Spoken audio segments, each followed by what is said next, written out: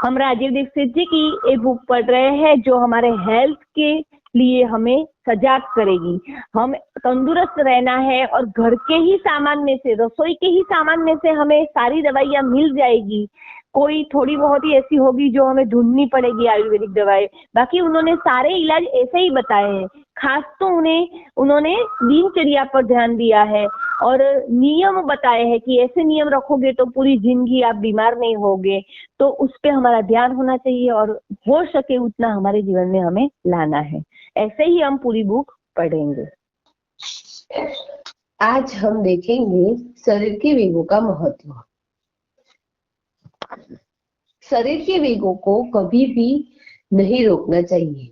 जैसे नींद एक वेग है, इसे रोकना नहीं चाहिए, क्योंकि वेगों को रोकने से बीमारियां उत्पन्न होती है। हंसी सहज रूप में आ रही है तो कभी मत रोके।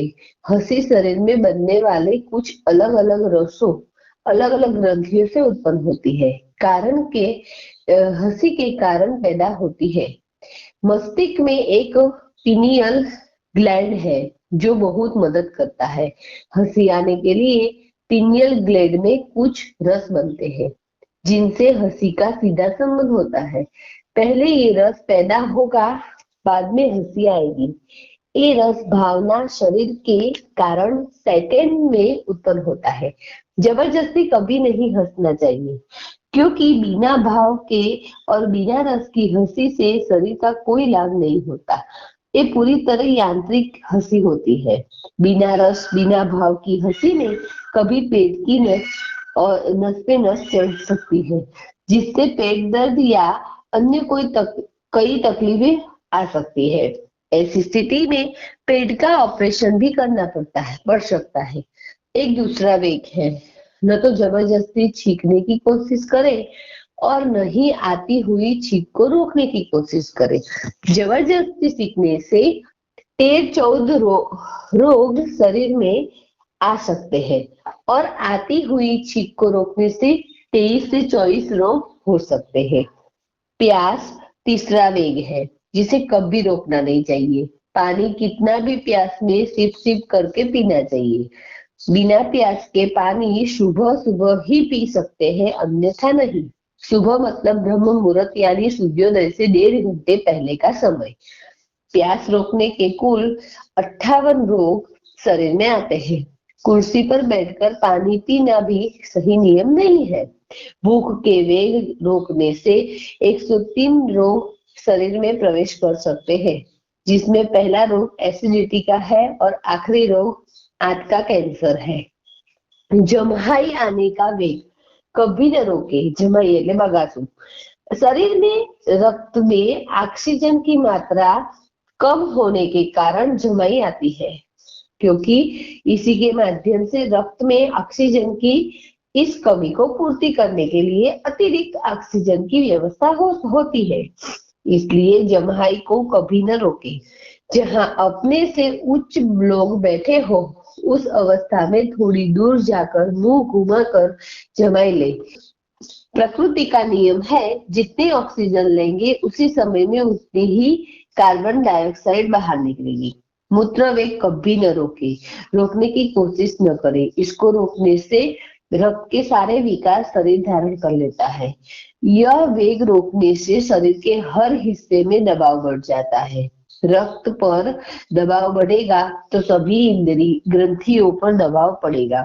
मूत्र का एक एक कण आना किसी बीमारी के कारण होता है। मूत्र खुलकर आना और बार बार आना बीमारी नहीं है। ऐसी स्थिति में किसी विशेषज्ञ की मदद ले। मल का वेग कभी न रोके। दिन में दो बार समय कोई भी हो, सामान्य स्थिति हो और 2 बार से अधिक जाने की अवस्था में कोई समस्या बीमारी हो सकती है। यानी रोज 3-3 बार जाना थोड़ी असामान्य स्थिति है, लेकिन 3 बार से अधिक जाना मतलब निश्चित रूप से कोई समस्या बीमारी की स्थिति है। इसके लिए किसी विशेषज्ञ की मदद ले। वीर्य का वेग साधु संत महंत अथवा ब्रह्मचर्य का पालन करने वाले लोगों को ही रोकना चाहिए और अवश्य रोकना चाहिए। इसमें सभी कुंवारे लोग भी शामिल है। गृहस्थ जीवन जीने वाले लोगों को वीर्य का वेग कभी नहीं रोकना चाहिए, अर्थात काम वेग गृहस्थ लोगों को कभी नहीं रोकना चाहिए। ऐसा करना बहुत ही खराब माना जाता है। ऐसा सिर्फ पति पत्नी के परिप्रेक्ष्य में कहा गया है। कुंवारे लोगों के लिए इसका पहला नियम लागू होता है, यानी रोकना चाहिए। वीर्य का वेग गृहस्थ लोगों के लिए भी कृत्रिम नहीं होना चाहिए, अर्थात जबरदस्ती वीर्य के वेग पैदा नहीं करना चाहिए। गृहस्थ नियमों के साथ ही इसी नियम का पालन भी करना चाहिए। साधु संत महात्मा ब्रह्मचारी इस तरह के लोग असाधारण श्रेणी के मनुष्य है, अर्थात गृहस्थ लोग साधारण श्रेणी के मनुष्य लोग होते हैं। अभी वेगों के बारे में हमने जाना। अभी पानी पीने का नियम। भोजन के अंत में या बीच में पानी पीना विष के बराबर है। कम से कम 1.5 घंटे के बाद पानी पीना चाहिए। खाया हुआ भोजन 1.5 घंटे तक जठर अग्नि के प्रभाव में रहता है। किसान और मेहनत के काम करने वाले लोगों के लिए 1 घंटे के बाद पानी पीना चाहिए। जानवरों के शरीर में 4 घंटे तक जठर अग्नि की प्रभाव होता है। पहाड़ी क्षेत्र में अग्नि का असर 2-2.5 घंटे तक रहता है।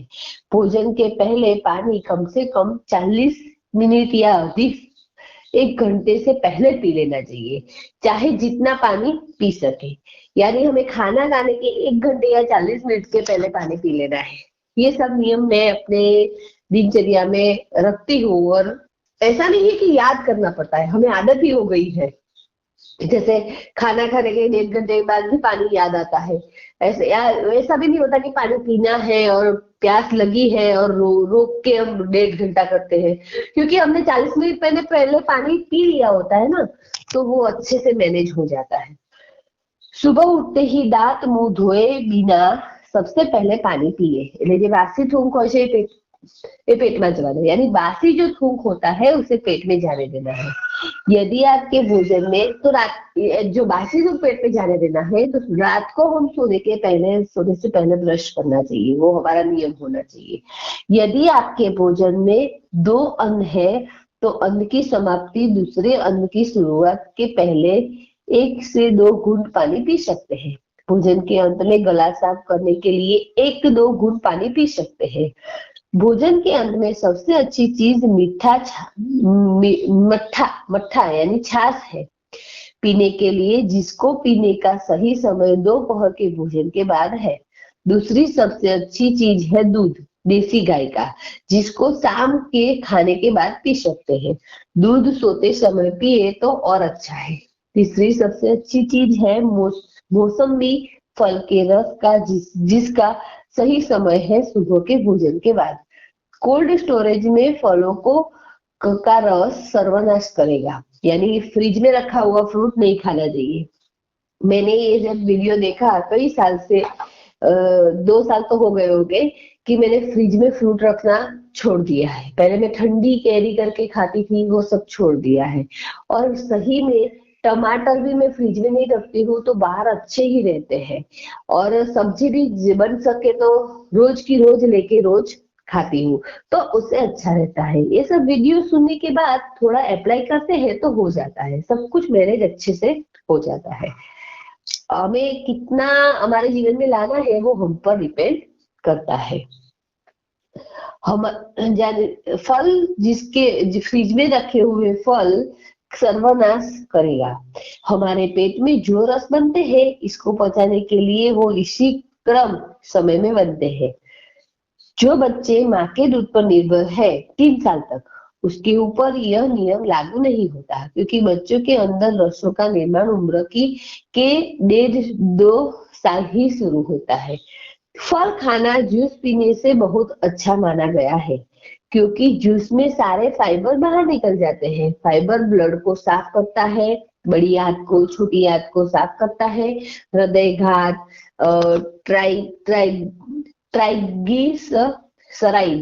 ट्राइग्लिसराइड, कोलेस्ट्रॉल नियंत्रित करता है। जूस में थोड़ा काला नमक डालकर पिए या अदरक का रस या चूना डालकर पिए, कभी भी सर्दी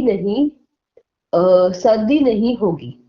काला नमक डाल के या चूना डाल के पिएंगे, अदरक डाल के पिएंगे तो 1 गिलास जूस में 1/4 चम्मच अदरक का रस, काला नमक कनक यानी कि गेहूं के दाने के बराबर, यह कनक यानी गेहूं लिखा है तो हमें याद रखना है बराबर, और चूना भी इतना ही मिला कर ले।